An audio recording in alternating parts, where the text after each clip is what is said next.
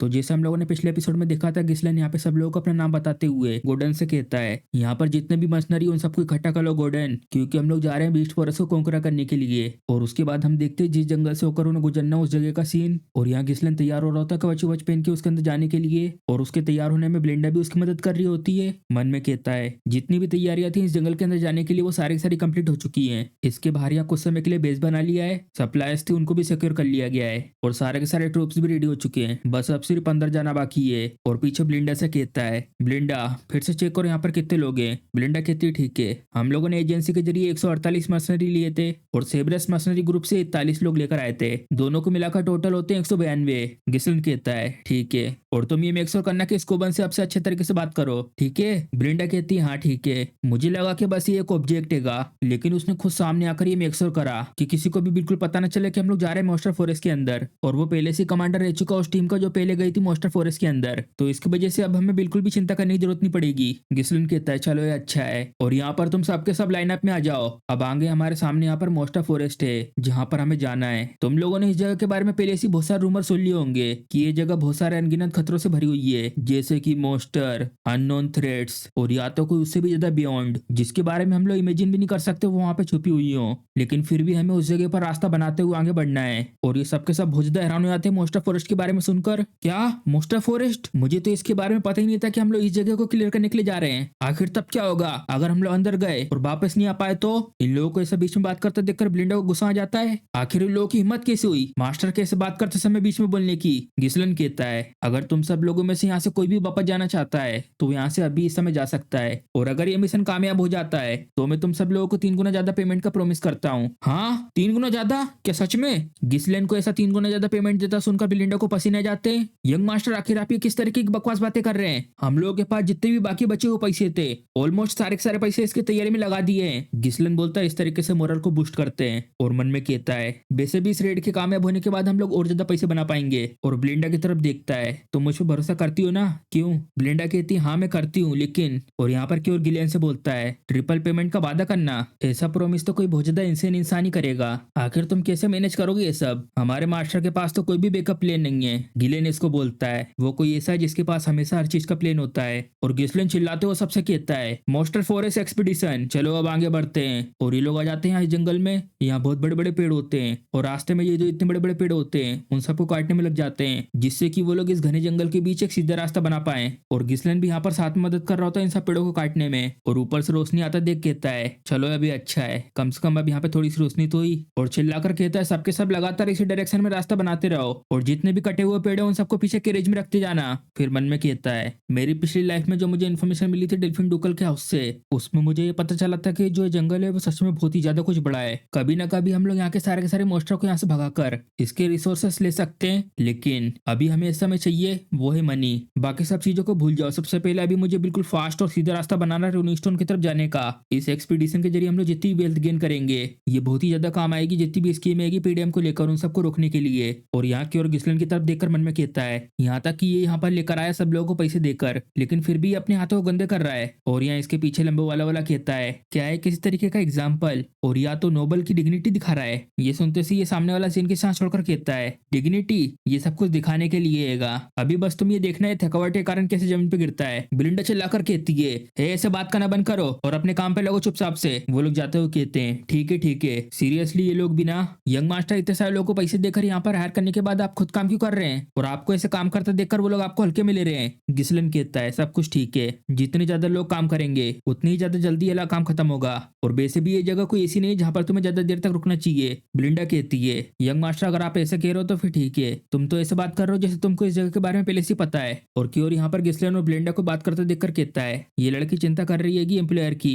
मुझे तो जलसी हो रही है सब देखकर। और वहीं दूसरी तरफ को ये सब जो प्रैक्टिकली एक कुत्ता है जो खुद चलते हुए अपनी मर्जी से यहाँ इस हेल में आया है। और तभी इसके पीछे से आता हुआ गिलन जो पेड़ों के टुकड़े ले जा रहा होता है वो झटके से घूमता है, जिसकी वजह से वो पेड़ का टुकड़ा इसके पीठ पे आके लगता है। हे क्या हुआ, तुम मुझसे लड़ाई करना चाहते हो क्या? क्यों कुछ बोल क्यों नहीं रहे हो तुम? गिसलन मन में कहता है अभी तक कुछ भी नहीं हुआ है, सब कुछ स्मूथ तरीके से चल रहा है। वो डेल्फिन ड्यूक जिसने कॉन्करा कर लिया था किंगडम को और ढूंढ लिया था अपने लिए एक नई डायनेस्टी को, उसने फिर उसके बाद शुरुआत करी थी इस जंगल में खोज करने की। मैं फिगर आउट नहीं कर पाया आखिर उसने क्यों सोचा इस जंगल के अंदर खोज करने के बारे में, लेकिन मुझे किताब मिल गई थी जिसमें सब कुछ लिखा हुआ था इस जंगल के बारे में, जैसे कि इसके अंदर कहाँ कहाँ पे रिसोर्सेस हैं और किस किस तरीके के मॉन्स्टर यहाँ पर लेते हैं। इसी की वजह से मैंने यहाँ पर पहले से कुछ तैयारी करके रखी हुई है। और यहाँ पर ये लोग बातें कर रहे होते हैं इन सब लालटेनों को देखकर। इतनी सारी लालटेनों को लेकर आना अपने साथ आखिर एम्प्लॉयर सोच के रहे हैं क्या कहीं वो यहाँ पर इन्हें अंधेरे के समय रात को यूज करने के लिए तो नहीं लेके आए हैं। मुझे तो ऐसे ही लगता है। और गिस्लेन आसपास देखते हुए मन में बोल रहा होता है अभी तक कुछ भी नहीं हुआ। ये सब देखकर मुझे ऐसा फील हो रहा है कि ये सब इतना भी आसान नहीं होगा। मैंने यहाँ के बारे में सिर्फ किताब में पढ़ा था।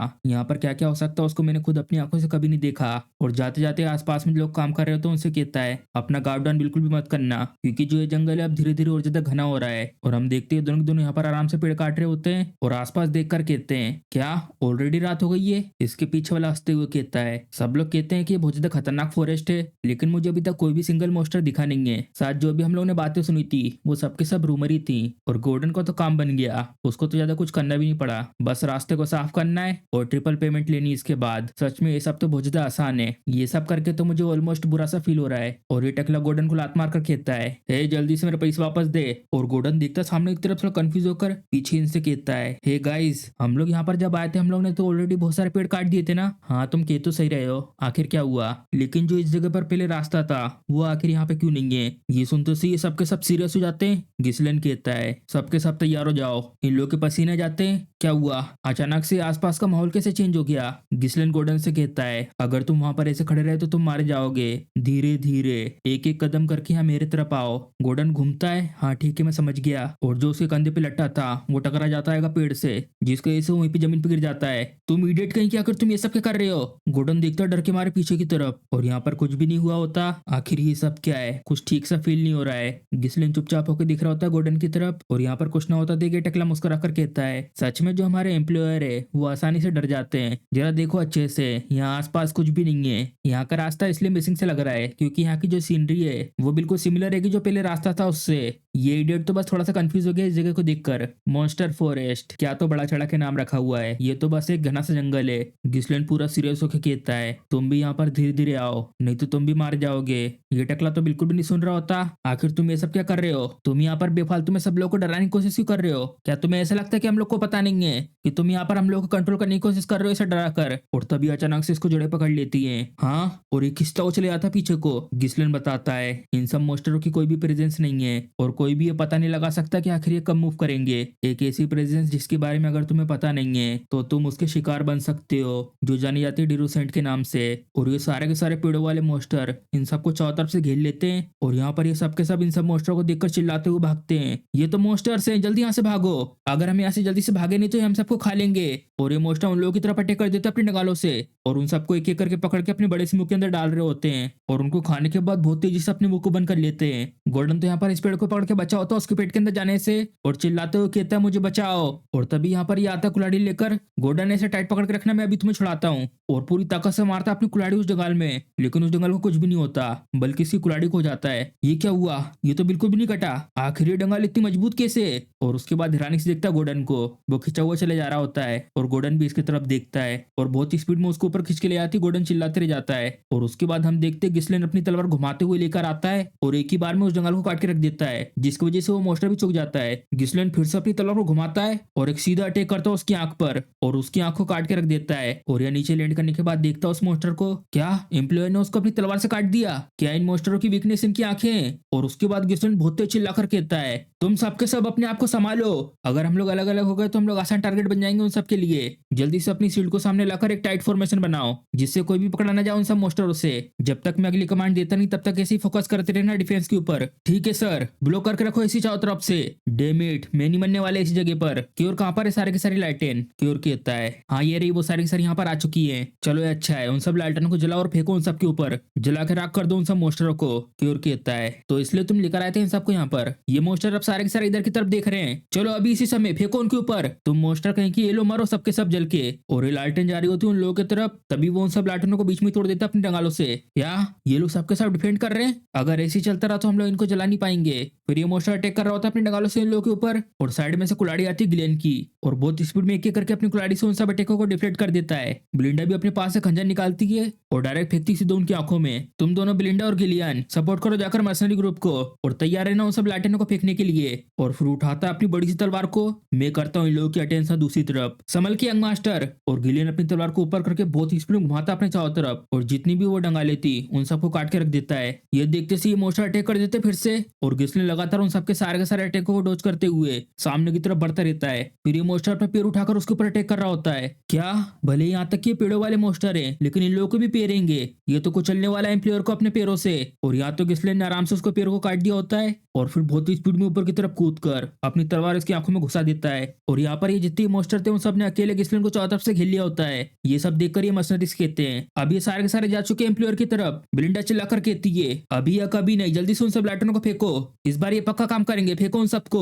और वो लोग लगातार इन सब लाटनों को फेंक फेंक कर इन सब मोस्टरों को जला देते हैं। केरोटी ये सब देखकर मुस्कुराते हुए कहता है ये हुई ना बात, अभी बिल्कुल मत रुकना, लगातार ऐसे फेंकते रहो जब तक ये सारे के सारे एक साथ जल नहीं जाते। और उसके बाद हम देखते हर जगह आग आग होती हैगी और ये मोस्टर इस आग में जल जल के गिर रहे होते हैं। ये तो अमेजिंग है। तो क्या इस तरीके से इन सब मोस्टरों से लड़ सकते हैं? लेकिन अगर ऐसे चलता रहा तो ये आग पूरे जंगल में नहीं फैल जाएगी। और यहाँ पर ये सबके सब बहुत ज्यादा खुश होते हैं ये देखकर। जैसा सोचा था ये लोग इतने ज्यादा टफ नहीं है, आग के सामने ये कुछ भी नहीं है पेड़ों वाले बास्टर्ड। गिस्लिन कहता है इन सबको अपना गार्ड डाउन अभी मत करना, ये अभी खत्म नहीं हुआ है। ये लोग डर जाते हैं क्या? अब ये लोग अपनी असली फॉर्म को रिवील करेंगे और बहुत सारा धुआं निकल के आता है उस जगह से इनकी तरफ। हाँ ये सब क्या है? अचानक से इतना सारा धुआं क्यों निकल रहा है इस जगह से? क्या जो आग लगी थी वो बुझ गई है? पीछे से बिलिंडा और गिस्लिन आते हैं। यंग मास्टर आखिर उन सब चीजों के साथ ये सब क्या हो रहा है? गिस्लिन बताता है इनके जो शेल है वो बहुत ज्यादा कमजोर है आग के सामने, लेकिन जो उनका अंदरूनी भाग है वो नहीं। जो आग थी उन सब की वजह से उनका शेल जल गया, जिसकी वजह से उनके अंदर जो पानी था वो भाप बन के निकल रहा है और ये भाप धीरे धीरे हट रही होती है। और फिर हम देखते हैं उन सब मोस्टरों का असली फॉर्म और ये मोस्टर अपना बड़ा सा मुंह खोल के आते हैं इन लोगों की तरफ। आखिर ये क्या चीज है? ये लोग तो अभी तक मरे नहीं है। गिस्लिन अपनी तलवार उठाकर फिर से कहता है सब लोगों से मेरी बात सुनो तुम सबके सब, उठाओ अपने अपने वेपन्स को क्योंकि अब जो लड़ाई होने वाली है वो होगी क्लोज कॉम्बैट की। और बढ़ जाता है बहुत स्पीड में, अटैक करो इन लोगों के ऊपर। और इसी के साथ जो एपिसोड था यहीं पे खत्म हो जाता है और अब इसका अगला एपिसोड 2 हफ्ते बाद आएगा। तो चलिए अगर आपको वीडियो पसंद आई है तो वीडियो को लाइक, चैनल को सब्सक्राइब करना मत भूलिएगा। मिलते हैं अब नेक्स्ट वीडियो में।